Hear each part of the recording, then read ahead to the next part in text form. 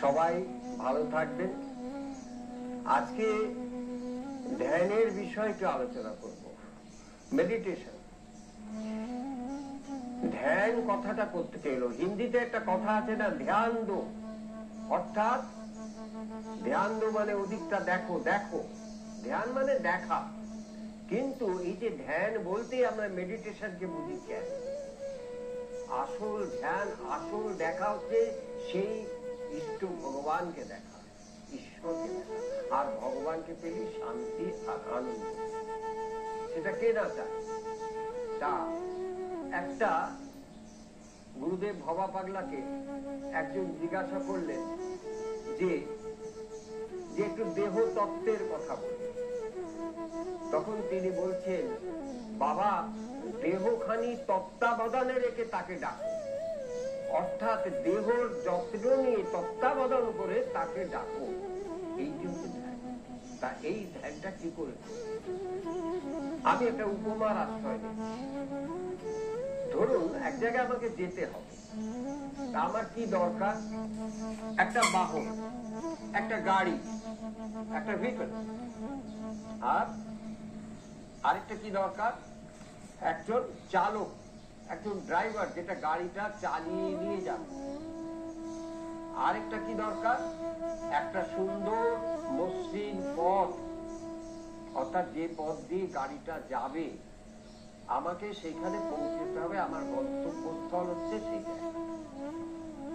এইটি হচ্ছে আমার গন্তব্যস্থল, শান্তি, ঈশ্বর বা ভগবান, আল্লাহ, যিশু, যাই হোক, আমার সেই যদি গন্তব্যস্থল থাকে, তাহলে আমাকে এই বাহন রূপী, অর্থাৎ দেহরূপী এই বাহন, এইটাকে তত্ত্বাবধানে রাখতে হবে। এইটাকে ঠিক মতন যত্ন, আর এটা যত্নে রাখার জন্য আমাকে যোগা করতে হবে, প্রাণায়াম করতে হবে, ব্যায়াম করতে হবে, শরীর চর্চা করতে হবে, তাহলে শরীরটা ঠিক থাকবে। এক নম্বর। ড্রাইভার, এই দেহরথকে কে চালাচ্ছে?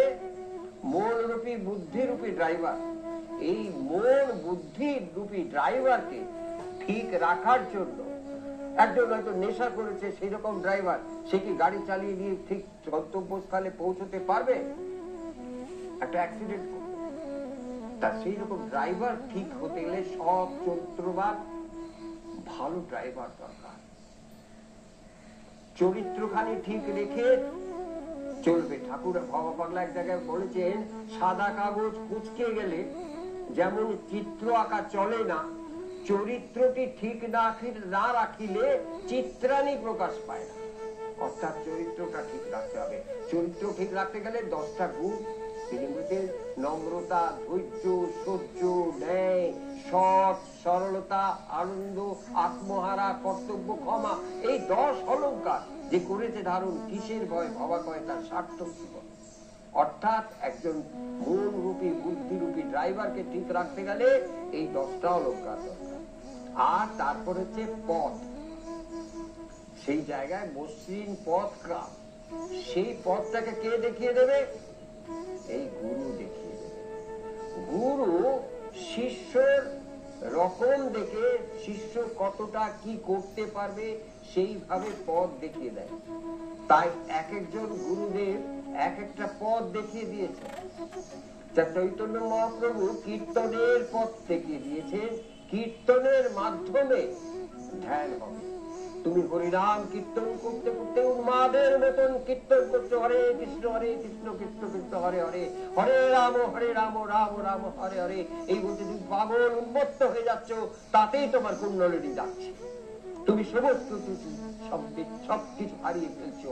যখনই তুমি আত্মহারা হয়ে যাচ্ছ, তখনই তুমি তোমার কুণ্ডলিনী যাচ্ছে, তুমি ঈশ্বরকে দেখতে পাচ্ছ, তোমার সেই আলোক রূপী ভগবানকে তুমি দেখতে পাচ্ছ। সেই রকম ভবা পাগলা বলছেন, গানই সর্বশ্রেষ্ঠ সাধনা। লাগে না ফুল চন্দন মন্ত্রতন্ত্র, লাগে না, ভুলে যায় মধুর গানে সেই নিঠুর ভগবান, নাই সে পারে না, গানই সর্বশ্রেষ্ঠ সাধনা। অর্থাৎ গানের মধ্যে দিয়ে তুমি পাগল হয়ে যাচ্ছ, গানের মধ্যে দিয়ে তুমি হারিয়ে যাচ্ছ, তখনই তোমার কুণ্ডলিনী যাচ্ছে।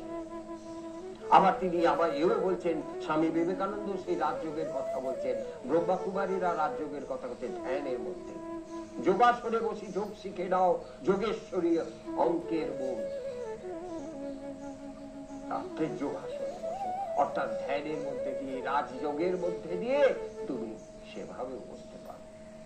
অর্থাৎ ধ্যান তুমি এই পথ, গুরুর দেখানো পথ, যে গুরু যেভাবে তোমাকে পথ দেখিয়ে দেবেন সেই পথ ধরে তুমি চলো, তোমার সেই গন্তব্যস্থলে অর্থাৎ তোমার ইষ্টর কাছে তুমি পৌঁছতে পারবে এবং পরম শান্তি অনুভব করতে পারবে। সবাই